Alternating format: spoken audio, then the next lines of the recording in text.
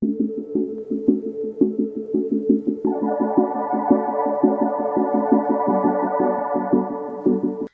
I am filming at night with bad light again. Sorry about that. This is editing Deb. Come back in the future to put this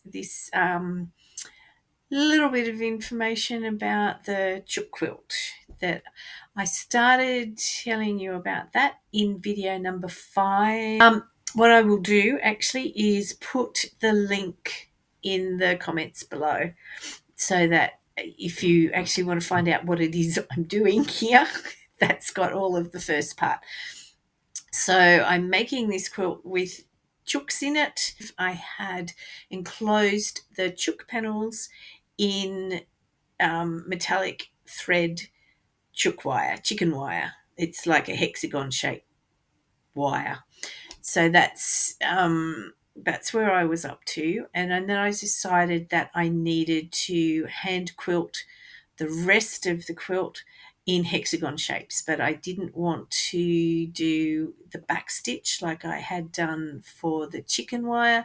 I just wanted to have big stitches and have something light and not particularly noticeable once against the quilt. So this is what happened after video number 5. Hi, I'm about to put the last stitches in my chook quilt. This is the one that I've been hand quilting with hexagon shapes. That seems to have expanded by at least 200% since I started. It's been going on for ages. I've got the last little bit, just this little bit now to do. So then I'll be able to trim it down and bind it, and it will be a finish. Not exactly sure when that will happen, but I think the last bit of hand stitching is going to happen this afternoon. It's afternoon. Okay, I'll get back to it.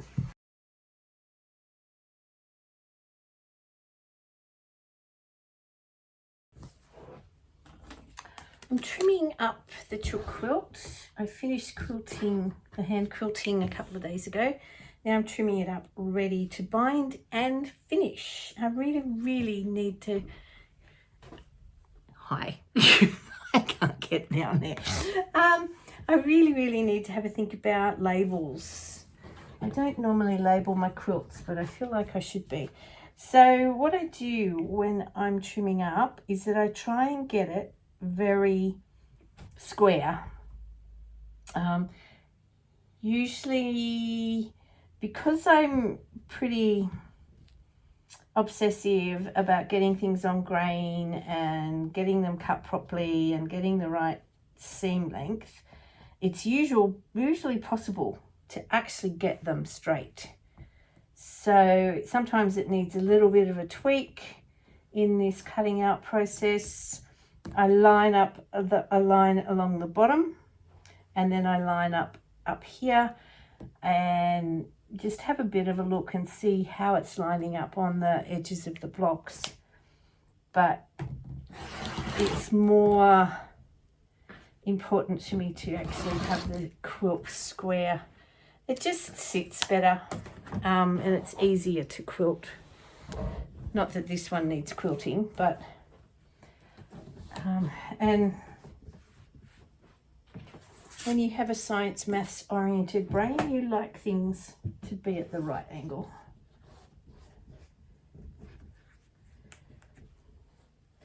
So now that I've got a lovely straight line, I just try and line up the other bits of the quilt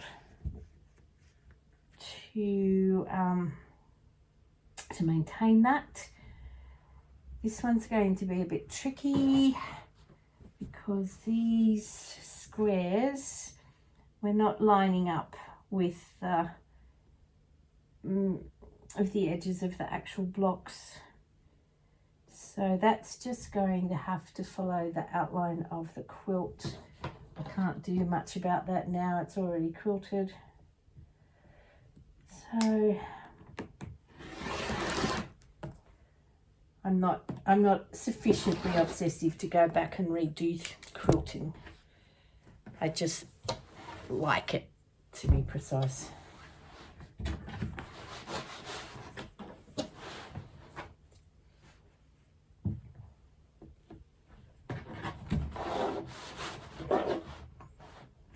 I have some great lights in my lounge room that were just cheap ones that I got from Woolworths, but they are like long and LED, and they are bendable, so I can just get them to give me a lovely light on what I'm doing, and so it lights the bit that I'm working on, which is great. The lighting in my lounge room is not great, and I do a lot of the bigger stuff down here.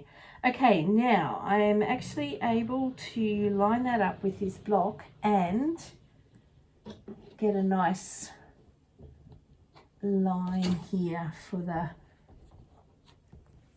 up here. I can line up the top of the ruler. I can get that, I can get all of this edge pretty much straight, so I'm going to attempt to do that. It makes it easier to bind too if it's all nice and straight.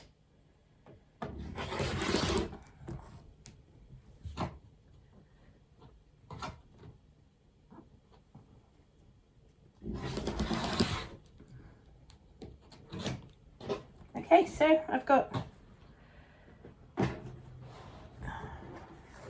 oops, I have 2 more edges to do. It's not going to be any more interesting than this bit was, so I will turn you off. I've decided to go with a scrappy binding for my Chook quilt. All of those big triangles, I've pulled out all of those fabrics again, and I'm going to do the scrappy binding in those fabrics. So that's them here. I'm cutting 2.5 inch strips. That'll give me a bit under a 1/2 inch binding, which I like. You don't cut out too much. This is quite a scrappy project, and so it will cut out less of the smaller bits and pieces. So I'm hoping that will reduce the number of seams and triple layers of fabric that I have to sew the binding over. It's basically an exercise in trying not to break my sewing machine. Okay, so I'm just going to cut those out. I will sit down probably tomorrow. It's getting a bit late now. I'll sit down. No, I work tomorrow. The next day, I will sit down, make a scrappy binding, and hopefully sew it on. So I've also, you can just see it there, the red, yellow, and 2 colours of blue quilt. I've got that sandwich all pinned, and I should be able to quilt that fairly quickly. It's not all that big. So I'm hoping, really hoping for 2 finishes this weekend, and then I can start some new projects. That'll be so exciting. Good morning. I'm going to put together the scrappy binding for my Chook quilt right now. And so I want to put the binding on, and I want to quilt the like log cabin with all the primary colours today. So that's all set up, and I'm just going to do the binding. It's a scrappy one. I'll just show you what this process is that I'm doing right now. Okay, so I've got the two strips with and I put them right sides together at 90 degrees, and I'm going to put a line down here, and I'm just going to check, yes, that is going to give me a straight line. So my line goes from that corner of the top one to the bottom corner of the bottom one.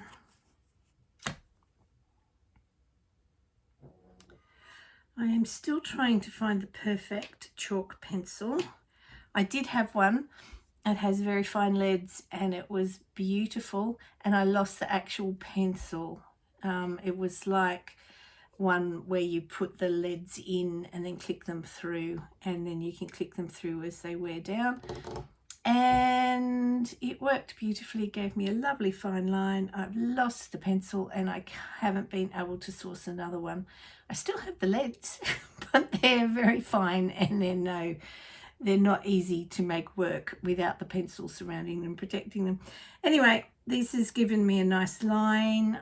If I can keep it sharp, it just breaks every time you try to sharpen it. But if I can keep it fairly sharp, then it just gives me a nice straight line. Doesn't matter overly much, but it just gives a little bit more accuracy. All right. Oh, I can't even see that.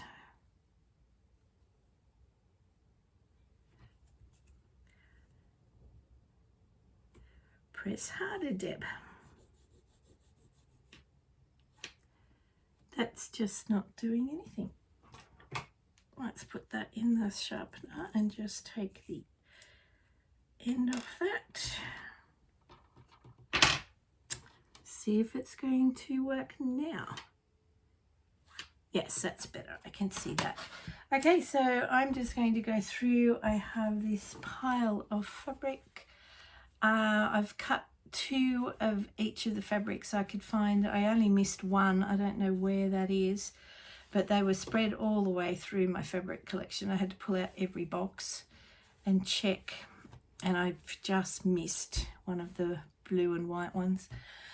Anyway, so I'll just put those on in order and then go downstairs. Let's pull this back up. I'll put them on in order, and then I'll go downstairs, and I'll measure it against the quilt and see whether I actually do need to cut some more. I just have this feeling that I need to cut more, but I'll check. During the course of making this scrappy binding, it occurred to me that I only really need to use the ruler with a 45-degree angle on the next piece of fabric. I don't need to pull them out from under the machine and bring them over to the cutting board to do the line. So I've got the 45-degree line here lined up on that edge, and all I have to do is that, and I can keep going. Cool. I don't know why that never occurred to me before. I'm sure somebody on the internet has told us about that at some point. So that strategy allowed me to chain piece the binding. So I'm just cutting it apart now, and I will cut off these corners and I'll put them in my half square triangle box. So I'll have some more of those, not a bad size. I'll be able to use those quite efficiently. And then I'll press these seams open just because it gives a little bit less bulk and it makes it easier. So by making sure that they all line up properly, I've got a nice straight line on the edge, hopefully all the way along.